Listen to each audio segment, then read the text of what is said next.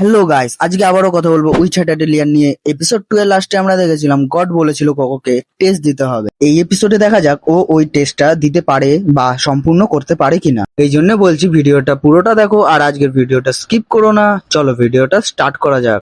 Episode 3 চালু হয় একটা সমুদ্র দিয়ে। দেখা যায় ওখানে কৈফ্রি দাঁড়িয়ে আছে আর ওই পোর্টালটা দিয়ে ওখানে এসেছে।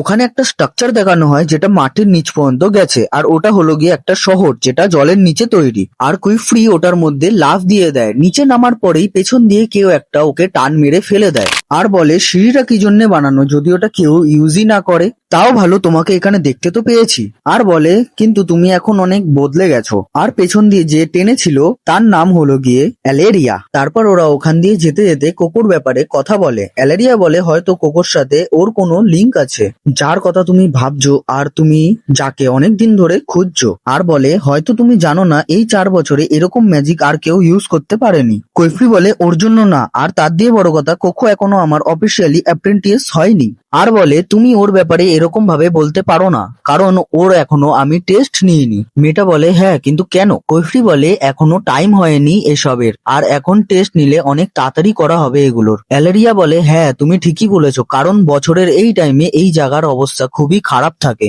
আর ও যদি এখন এখানে টেস্ট দেয় হয়তো ও মারাও যেতে পারে। কৈফ্রি বলে হ্যাঁ আমি এই জন্যই এখন ওর টেস্ট নেব না। তারপরেই সিন কাট হয় আর দেখা যায় কোকো গটের সঙ্গে দাঁড়িয়ে আছে, আর গট আলাদাই। ও এখন থেকেই কোকো টেস্ট নেবে বলে উঠে পড়ে লেগেছে। আর ওখানে গড বলছে যে তোমাকে টেস্ট একাই দিতে যেতে হবে আর কমপ্লিট করে ফিরে আসতে হবে। কোকো তখন বলে এখানে তো মাস্টারও নেই, আমার কি একা একা করা ঠিক হবে?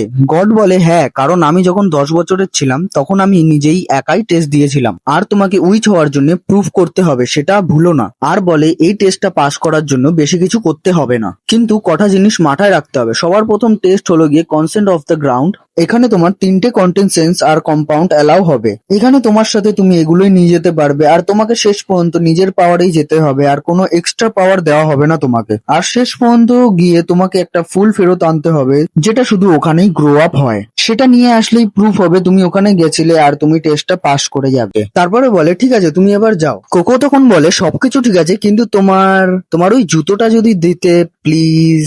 আর ও এত কিউট ভাবে বলে যে গড ওকে না করতে পারে না। গড তখন বলে ঠিক আছে তুমি আমার জুতোটা নিয়ে যাও। তারপরে কোকো ওই জুতোটা পরে নেয়, আর ওটা পরে কোকো বিশাল খুশি হয়ে যায়। আর গড বলে ঠিক আছে তুমি যাও এখান দিয়ে, আর টেস্টটা পূরণ করেই ফেরত আসবে। আর যদি না পূরণ করতে পারো আর ফেল হয়ে যাও তাহলে তুমি আর ফেরত আসতে পারবে না কখনো। এটা বলতে বলতে কোকোকে বের করে দেয় আর গেটটা বন্ধ করে দেয়। এদিকে কোকো বিশাল ভয় পেয়ে যায় আর বলে যে আমি এখন কি করব। তখন বলে ঠিক আছে আমার এখন পেছনে ঘুরে তাকানোর রাস্তা নেই, আমাকে এগিয়ে যেতে হবে। আমাকে শুধু এই অর্বটার সাহায্য নিতে হবে যাতে আমি ওই জায়গাটায় যেতে পারি যেখানে ওই ফুলটা পাওয়া যায়। তারপরে ও এদিক ওদিক উল্টে পাল্টে পড়ে এদিক ওদিক ভেটকে ভুটকে কষ্ট করে ওই জায়গাটায় ফাইনালি পৌঁছে যায় যেখানে ওই ফুলগুলো পাওয়া যায়। ওখানে গিয়ে দেখে যে ওখানে এই জন্যই টেস্ট নেওয়া হয় না, কারণ এই টাইমে ওখানের ফুলগুলো নেওয়া খুবই কঠিন, আর ওখানে সব জায়গাগুলো উড়ে বেড়াচ্ছে এদিক ওদিক। আর গট এটা জানার পরেও কোকোকে এখানে টেস্টের জন্য পাঠিয়েছে যাতে কোকো ফেল হয়ে যায় আর ও কখনো উইচ না হতে পারে। কোকো ভাবে ঠিক আছে আমার কাছে আর কোনো অপশন নেই, আমাকে ওই উপরে যেতেই হবে যাতে আমি ওই হার্ব বা ফুলটা নিয়ে আসতে পারি। তারপর বলে ও হ্যাঁ আমার কাছে তো গটের জুতোটা আছে, আমি তাহলে এটার ইউজ করেই উপরে যাব।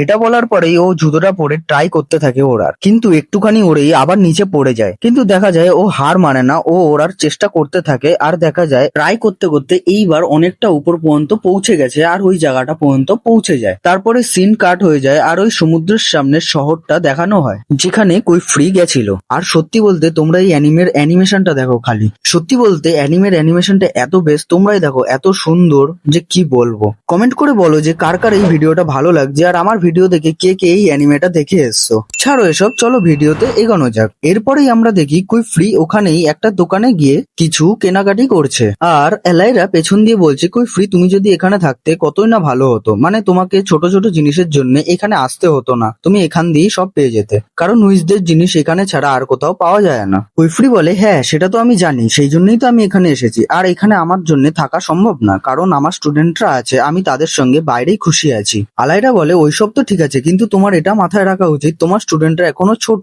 আর ওরা এখন যেই এজে আছে ওরা যা খুশি করতে পারে, যদি ওদের একা ছেড়ে দাও। তারপরে আবার সিন কাট হয়, আবার কোকোকে দেখানো হয় আমরা আমরা দেখি যে ও অনেক কষ্ট করে উপর পর্যন্ত পৌঁছে গেছে, কিন্তু যখনই ওখানে দাঁড়াতে যায় ও স্লিপ করে নিচে পড়ে যায়, আর নিচে পড়তে পড়তে নিজেকে বাঁচানোর চেষ্টা করতে থাকে, কিন্তু ও একটা গাছকে গিয়ে ধরে, কিন্তু তখনই দেখা যায় ওখানে একটা জন্তু চলে আসে আর ও ভয় পেয়ে নিচে পড়ে যায় পুরো জলের মধ্যে। তখন জলের মধ্যে পড়ে ওর গোল জিনিসটার মধ্যে দেখে যে ওই কিউট ক্রিয়েচারটা গোল জিনিসটার উপরে বসে রয়েছে। তারপরে কোকো জল দিয়ে বাইরে বেরিয়ে আসে আর দেখে যে ওর জুতোটা পুরো কাদায় ভরে গেছে। তখন ও জুতোটা পরিষ্কার করতে যায়, কিন্তু ও ভুল করে ওই জুতোর মধ্যে যে স্পেলটা আঁকা ছিল সেটাও মুছে দেয় আর বলে, এ বাবা আমি কি করলাম, এটা কি করবো এবার আমি তো এখন আর উপরেও যেতে পারবো না ওটা ছাড়া, আবার ড্র করব কি করে। তারপর ভাবে ঠিক আছে আমি একবার ট্রাই করে দেখি। তারপরে ও ওর পেন আর ইঙ্কটা বার করতে যায়, তখন দেখে যে পুরো জলে পড়ে ইঙ্কটা নষ্ট হয়ে গেছে। আর ওটা দেখার পর কোকো আশা ছেড়ে দেয় পুরো। কিন্তু আমি আশা ছাড়িনি, আমি জানি তোমরা আমাকে সাবস্ক্রাইব করবে, তাড়াতাড়ি করে দাও প্লিজ। আর কোকো ভাবে আমি আর কি করব, সব শেষ হয়ে গেল, আমার আর কিছু করার নেই। তারপরে আবার সিন কাট হয় আর দেখায় তাতিয়া বিচ্ছু গটের সামনে। আর তাতিয়া বিচ্ছু জিজ্ঞাসা করছে কোকো কোথায়, আমি কখন দিয়ে ওকে খুঁজছি। গড বলে কোকো এখন টেস্ট দিতে গেছে। তাতিয়া বলে কিন্তু এখন কেন, মাস্টার কৌফরি কি জানে?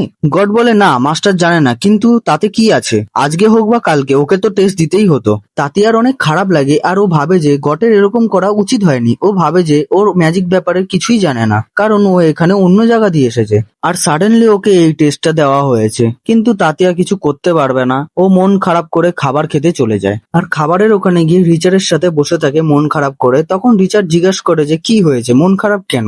তারপরে তাতিয়া রিচার্ডকে সবকিছু বলে আর তখন রিচার্ড বলে যে চিন্তা করতে হবে না, কোকো কিছু না কিছু ঠিক করেই নেবে। আবার সিন কাট হয় কোকোর ওখানে আর দেখা যায় যে কোকো মন খারাপ করে বসে আছে, ও কিছু করতে পারছে না। তখন ও মনে মনে বলে যে আমি কি করব, আমি কি সিধা স্পেল ড্র করব, কিন্তু যদি আবার ওরকম হয় কি হবে। ও ভাবতে থাকে যে কি করবে আর বলে আমি যদি এখান দিয়ে কিছু না নিয়ে যাই তাহলে তো সব শেষ হয়ে যাবে। আর গড আর বাকি সবাইকে ভাবতে থাকে। ও ভাবে যে ওরা ছোটবেলা দিয়ে ম্যাজিক করতে পারে, কারণ ওরা ছোট দিয়ে ম্যাজিক শিখেছে। তারপর ও ভাবে যে ছোটবেলা দিয়ে আমিও তো একটা জিনিস শিখেছি, সেটা হলো গিয়ে কাপড় কাটা। ও যখন ছোট ছিল ওর মা ওকে কাপড় কাটা শিখিয়েছিল, কিভাবে সোজাভাবে কাটতে হয়, আর কোকো এখন এটারই ইউজ করবে। তারপরে দেখা যায় ও একটা কাপড় ছিঁড়ে ওটার ভেতরে পাথর ভরে আর ওই কাপড়টার মধ্যে ইঙ্ক আগে দিয়ে লেগে থাকে। তারপরে ওই কেটলিটা খোলে যেটার ভেতরে জল থাকে আর ও বলে যে আমি এই পাথরটাকে ভেজাবো আর ওই কাপড়টার ভেতরে স্পেল ড্র করব। তারপরে দেখা যায় ও পুরো রাত ধরে একটা স্পেল ড্র করে আর ওই পশুটার সঙ্গে কথা বলে। ওখানে বলে তুমি জানো আমাকে গড বলেছিল যদি কোনো দিকে স্পেল ড্রয়ের লাইন বেশি থাকে সেই দিকে জিনিসটার জোর বেশি হবে, আর আমি এটাতে ইচ্ছা করেই একদিকের লাইন বেশি বড় করেছি যাতে ওই দিকে উঠতে পারে, এটার সাথে আমরাও উপরে পর্যন্ত পৌঁছে যেতে পারবো। ওই জন্তুটাও খুশি হয়ে যায়, কি কিউট। জন্তুটা কোকোর হাতের উপরে চলে আসে আর তখন কোকো বলে ও তুমিও আমার সাথে যাবে, তাহলে আমাকে জড়িয়ে ধরে থাকো। তারপরে কোকো ওই কাপড়টাকে জোরে ধরে আর বলে ঠিক আছে আমি তাহলে এই গোলটাকে কমপ্লিট করি। আর গোলটা কমপ্লিট করার সাথে সাথেই তখনই বোটটা খুব জোরে একদিকে যেতে থাকে আর কোকো বলে আমি কি কোনো ভুল করলাম? তারপর দেখি বোটটা ভেঙে কাপড়টা বেরিয়ে গেছে আর ওই কাপড়টা উপরের দিকে উড়তে থাকে আর কোকো যেটা চেয়েছিল সেটাই হয়ে গেছে। আস্তে আস্তে ও ওটা কন্ট্রোল করাও শিখে গেছে, এখন শুধু ওই ফুলটা নেওয়ার দেরি। তখন ও নিচের দিকে দেখে আর ও আগের কথা মনে পড়ে যায়, মানে ওর বাড়ির কথা, আর বলে মা আমার মনে হয় এখনো তুমি আমার হেল্প করছো, তাই জন্যই আমি এত কিছু করতে পারছি, তুমি যদি হেল্প না করতে তাহলে হয়তো আমি এত কিছু করতেও পারতাম না। এটা বলার পরে ও কাঁদতে থাকে, কিন্তু ও হার মানে না। ও ওই ফুলগুলো ছেঁড়ার জন্য একটা বুদ্ধি লাগায়। ও এক দুবার না অনেকবার ট্রাই করে ওই বুদ্ধিটা, ও কিছুতেই ফুলটা হাতে পায় না। তখন ও আর একটা বুদ্ধি লাগায়, ও উল্টো হয়ে ওই ফুলটা ছিঁড়তে যায় আর তারপর ও ফাইনালি ওই ফুলটা ছিঁড়তে সফল হয়। আর শুধুমাত্র এখন ওকে ফেরত ওই পোর্টালের সামনে যেতে হবে। তারপর দেখানো হয় কৈফ্রি বাড়ি চলে এসেছে। আসতে না আসতেই ওকে তাকিয়া সব বলে। তারপর কৈফ্রি বলে ও ওখানে একা গেল কি করে, ও তো জানে না কোকোকে ওখানে কে যেতে দিয়েছে। তারপরে ও তাড়াতাড়ি করে পোর্টালটা খোলে আর খুলতেই দেখা যায় কোকো ওই পাশে দাঁড়িয়ে আছে আর সিধা ভেতরে এসে ফুলটা গটের সামনে নিয়ে গিয়ে ধরে আর গটকে বলে দেখো আমি সব ঠিকঠাক করেছি তো, বলো এবার আমি একটা উইচ হতে পারবো তো? গট কিছু না বলেই ওখান দিয়ে মুখ ঘুরিয়ে চলে যায়, কারণ ও যেটা চেয়েছিল সেটা হয়নি। ওর প্ল্যান ছিল যে ও ওখান দিয়ে যাতে না ফিরে আসে, মানে ও ভেবেছিল যে ওখানে পারবে না ও কোনো কিছু করতে আর ও উইচ হতেও পারবে না কোনোদিন। তখন কৈফ্রি বলে যে তুমি এটা ঠিক করোনি, তোমার ওখানে একা যাওয়া উচিত হয়নি, তুমি জানো না ওটা কত খতরনাক জায়গা, ওখানে তোমার কিছু হয়ে যেতে পারতো। আর বলে তোমাকে প্রুফ করতে হবে না তুমি যে আমার অ্যাপ্রেন্টিস, তখন কোকোকে একটা বক্স দেয় আর ভেতরে কোকোর জন্য উইচের কাপড় ছিল। আর ও ফাইনালি কৈফ্রির অ্যাপ্রেন্টিস হয়ে গেছে। কৈফ্রি মজা করে বলে এই কাপড়টা অনেক ভারী, তাও এটাকে ঠিকভাবে রাখবে, তারপর ওকে ঠিক করে থাকতে বলে। আর কোকো খুব খুশি হয়ে যায়। এর সাথেই আমাদের এপিসোড 3 শেষ হয়। আর যদি এই ভিডিওটা ভালো লাগে তাহলে একটা কমেন্ট করে লাইক দিয়ে সাবস্ক্রাইব করে দিও।